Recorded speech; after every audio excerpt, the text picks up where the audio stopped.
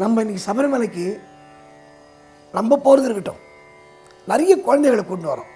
எல்லாரும் குழந்தைகளை கூட்டு வராங்க.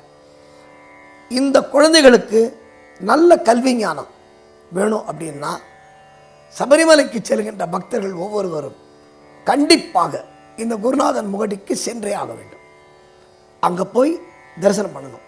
ஏன்னு சொல்கிற அடுத்தது, அந்த குருநாதனுடைய ஐயப்பனுடைய குருநாதனுடைய சமாதி இன்றைக்கும் அந்த இடத்திலே இருக்கிறது. இது பந்தளத்திலேருந்து ஒரு 1.5 கிலோமீட்டர் தூரம் இந்த குருநாதன் முகடி.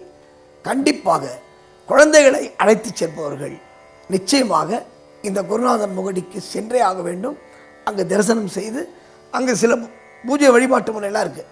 அதெல்லாம் பண்ணோம்னா கண்டிப்பாக நமது குழந்தைகள் ஒரு ஒளிமயமான எதிர்காலத்தை பெறுவார்கள். உங்களுக்கும் ஐயப்ப சாமி பிடிக்கும் என்றால் லைக் செய்துவிட்டு சுவாமியே சரணம் ஐயப்பா என்று கமெண்ட் செய்யவும்.